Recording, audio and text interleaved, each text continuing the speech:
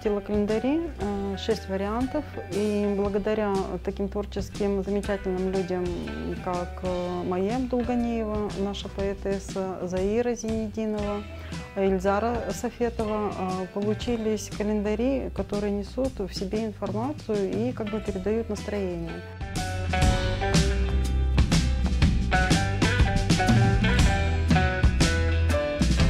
Чтобы передать желание вот, позитивное, настроиться, допустим, на благополучие, на семью, немножечко поднять настроение, вот, допустим, Хайнана, и я взяла несколько слов, куплет с крымско-татарской народной песни «Ах-вах Кайнана». И если первоначально мне хотелось взять куплет как бы немножечко в фоне задора и там Зурнаки Бисисинбар, я в какой-то момент передумала, в самый последний момент, и выбрала, можно сказать, комплимент Хайнане, но для себя решила, что в течение года я пишу работу Хайнана Векилин, и уже в ноябре-декабре буду работать над календарем, где будет диалог между Хайнана и Келин.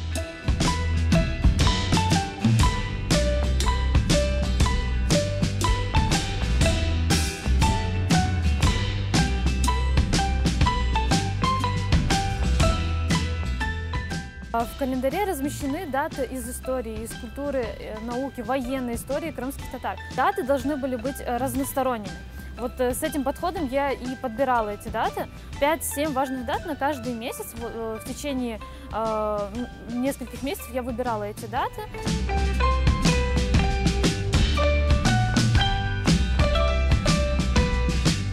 Мы выбирали изображения, чтобы они вот были интересны, и чтобы появлялась какая-то гордость, чтобы было приятно на это смотреть.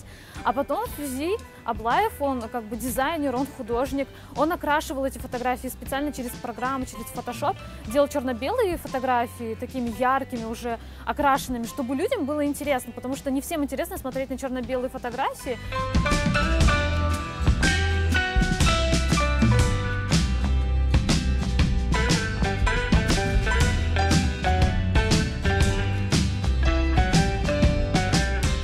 Сделали такой календарь, который всегда на виду и который всегда перед глазами. Его удобно повесил, и в течение года учишь эти слова. Здесь 12 тем. У нас за 3 года скопилось уже различные тематики: и быт, и цветы, и животные, и город. Ну вот в этом году, в будущем, в 2021, это будет и сравнение, и в основном быт, потому что все-таки просят то, что применимо каждый день, потому что мы используем все-таки слова, которые ежедневно нужны. И ребенок, даже тот, который не разговаривает, он вначале просто запоминает и потом показывает, когда ты его просишь, а когда он уже, вот как мой ребенок уже вырос, и он уже что-то говорит, он пытается воспроизвести.